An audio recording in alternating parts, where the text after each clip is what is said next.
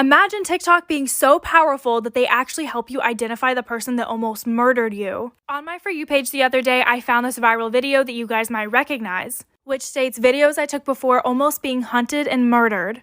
I clicked on her page, listened to her story, and was like, I have to know more. So I reached out and got the full thing. This is the case of Flowers Don't Growl. April 29th through April 30th of 2019, Taylor and her boyfriend Chris decided to take a trip to Falls Creek Falls, Tennessee. Taylor was 5 months pregnant at the time, so they figured they needed one last little trip before they were going to have a baby. And Taylor swore that Chris was going to propose. So that's why she documented so much of this trip, not even realizing that later on it was going to be used as evidence. So they set up at their assigned camping lot. They spent their time hiking, exploring, having fun. Taylor would collect flowers along the way to document it for memory's sake, but please keep these flowers in mind. And then on the second day, everyone from their assigned area was gone except for them. So they were more alone than before, or so they thought. Welcome back to part 2 of Flowers Don't Growl. So later in the night on their last day, they ended up hearing a loud crash. There's very windy roads nearby, so they figured that it was a wreck. And just to make sure kids weren't involved and that everyone was safe, they got out of their tent and ran over to the crash site, which was maybe half a mile away to go check on the people. The sheriff ends up showing up and it's like a DUI situation, but everyone ultimately was okay. So before heading back to their campsite, Taylor says she has to go use the restroom. So her and Chris walk over to the bathroom so she can do her thing, and in the distance they see a light flickering. And as it gets closer, they notice that someone is running with a flashlight. So they're both cracking jokes to each other like, oh my gosh, this guy really has to go to the bathroom. But once he approaches the restroom, he ends up stopping right at them instead of actually going into the bathroom. And states, and I quote, "Wow, you guys are fast." Creepy. Taylor notices that he has a weird smile on his face and feels really nauseous but just associates it with the pregnancy. So just to be nice, they continue to have a conversation with him, but ultimately this is where things go wrong. Part 3 on Flowers Don't Growl. So Chris and Taylor continue their weird interaction with this man. Chris explaining that they got to the wreck fast because they wanted to make sure everyone was okay. And the guy goes, yeah, I guess I'm just used to it. And Taylor's confused because like, used to what? Hikes? Car wrecks? They ask what he does, and he says he travels a lot and likes to go camping. And Taylor, starting to get very uncomfortable now, tells Chris that, hey, they need to go back to the campsite because the police will be over there waiting for their statements. Just trying to make an excuse to leave, and Chris could tell it was BS. And as they start to take steps back, he starts to take steps towards them, asking questions like, hey, how long are you guys going to be here for? And his hand kept playing with his hoodie pocket. Chris was starting to pick up on the message as they continued to walk backwards, while the man followed them forward. And then this guy decides to tell them a little story. He was like, car accident. It got me thinking this morning as I was hiking and I passed these flowers. I stopped because they were so beautiful and I heard a deep growl and it scared me. And it makes me think, you never know what day is going to be your last. That's when they saw the knife.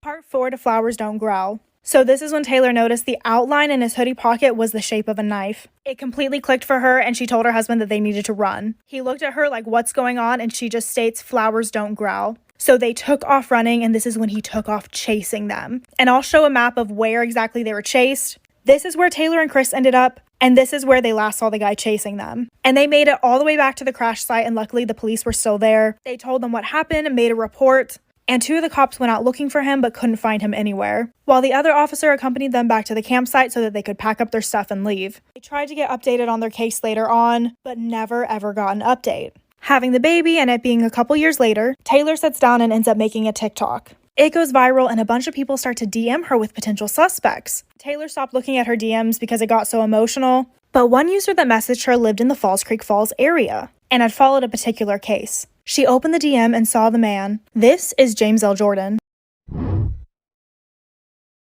Welcome to Flowers Don't Growl Part 5. So Taylor immediately recognized James L. Jordan as being the person that tried to attack her and her now husband that night. And horrifyingly enough, he ended up killing 2 weeks later, stabbing one female victim that did survive, but stabbing the male to death. The male victim ended up sending out an SOS last minute before he passed, and the police came to arrest Jordan. And honestly, one of the worst things was that he was not found guilty by reason of insanity. And Taylor has tried to reach out to police multiple times because he was very calm and collected the night that her and her husband survived. She has scoured all of her photos trying to figure out where he was at and found out that he was staying back here outside of the regular lots. Followers have pointed out things like this creepy shadow in this video, but ultimately we don't really know where he was at. But because of the story that he told about the flowers, She thinks that he had been stalking them for a while, watching her pick them. Taylor now is using her page to promote safety, learning how to protect yourself when carrying items such as mace or a taser, and campsites where you pay to camp probably should have security. Taylor is tagged below, so please go follow her to keep up with her story. Imagine getting charged for a murder and being sentenced to life without parole, but you didn't commit this murder. In fact, you were wrongly framed for it. And you had not one, not two, but 19 alibi witnesses backing you up, including photo evidence of where you were. However, one man's statement, who was an actual suspect to this crime, but had political power over you, is what put you behind bars. A girl recently reached out to me saying that her uncle had been convicted for a murder that he did not commit. I asked to know more about his case, and both his girlfriend and also 3 Georgetown students who have been working extensively on his case sent me so many documents backing up this man's innocence. This is the Melvin Ortiz case. On December 23rd of 1997, 2 masked gunmen entered Effie's Pizza Villa, which is located in Reading, Pennsylvania. The owner, George Clauser, was cleaning as they walked in. The 2 assailants told everybody to get down, and George was shot in the back. He was then directed by one of the gunmen to open up the cash register, but he obviously couldn't after being shot, so the gunman fled the scene and George was soon pronounced dead.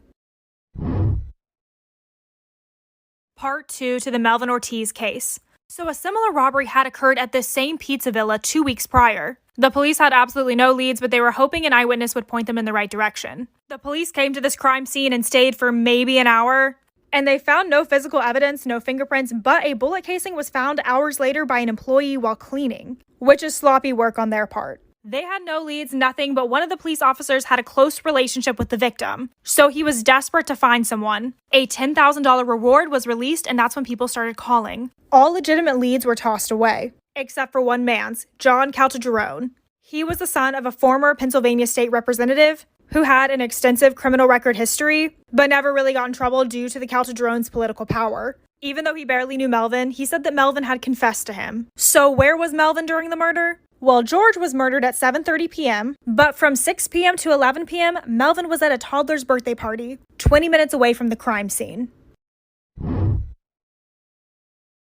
Part 3 to the Melvin Ortiz case. So during the time the crime was committed, Melvin was at a birthday party for a toddler 20 minutes away with 19 alibi witnesses there, along with actual photos to prove it. Melvin was 17 years old. He had recently signed up for a program at Job Corps in Pennsylvania to be taught different trades and skills so that he could be certified and get a job. He wanted to get his life on track and make his parents proud. But he came back that December in 1997 to spend Christmas with his family, and he says it's one of his biggest regrets. A day after being set up, he decided that he was going to just turn himself in. He was very confident because he had such a solid alibi. He thought it was a misunderstanding, it would all get sorted out. But after going in that day to prove his innocence, he hasn't come out since. And he has been in prison for 23 years. The second gunman was never sought after, found, or convicted. So what happened during the trial? Well, Detective Grau was the lead detective who had a reputation for playing dirty, and he ended up coercing 2 witnesses to come forward.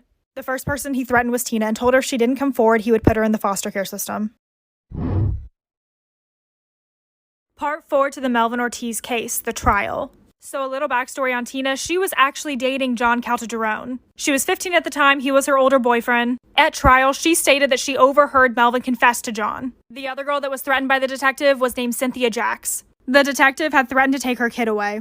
And the third witness was a 30-year-old jailhouse snitch with a record of providing false accounts to the police. Only 4 of the alibi witnesses were allowed to testify. The other 15 were just acquaintances and had no reason to lie for him. And they had already told police that Melvin was at the party. But in the end, he was declared guilty. Well, in 2018, Tina took back her whole testimony. Not only did she take back her statement, but she also implicated herself in the crime. The night of the murder, John drove her to her house whenever he was supposed to be at work. And they lived a block from Effie's. He made her pick up a bag behind her couch that contained a hoodie, a mask, and a gun, and then told her to throw this bag into the river. Tina was 15 and pregnant at the time. John had pressured her to say that it was Melvin.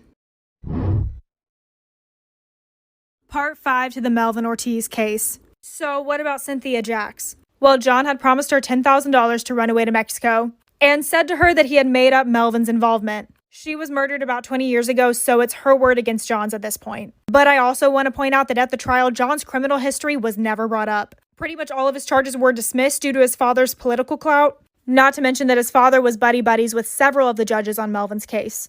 To add this additional part, on September 23rd of 1997, 3 months before the Effie's incident, a man called the police saying that there were 3 masked men outside of a brown Ford Bronco registered to John Caltagirone. And this vehicle was not stolen. Not to mention, John's own niece is on TikTok. She also states that Melvin needs to be free, and that both her grandfather and her uncle need to be held accountable. I also forgot to bring up that the one eyewitness that was at Effie's that night during the murder testified stating that Melvin was not either of the gunmen. So, who was the other gunman that night? Part 6 to the Melvin Ortiz case. So the second gunman had never been found, and after the trial, a man named Gary went to the Ortiz home, and he came forward with information about his brother. Jesus Colon Lopez had confessed to him that he had killed George. He also went by Junior. He had meant to tell the police that so Melvin would be set free, but after an 11-hour standoff with the police, he took his own life before he could do that. And the only other person that knows information about this is Junior's sister, and she refuses to speak. And the Ford Bronco that was reported in the last part was outside of Junior's house. Tina taking back her statement was denied as evidence. She believes that this is still due to the power of John's father. Melvin has tried to petition for post-conviction collateral relief 6 times. Every time he has been denied. The Free Melvin Ortiz team is tagged below. His website along with his petition is on my link tree. You can also go check out my Instagram. I'm going to have a lot more information on there as well. And I will have a YouTube together for you guys soon. Not only has the justice system deprived a family of knowing who their true killer was, but they wrongfully put a man behind bars in the process.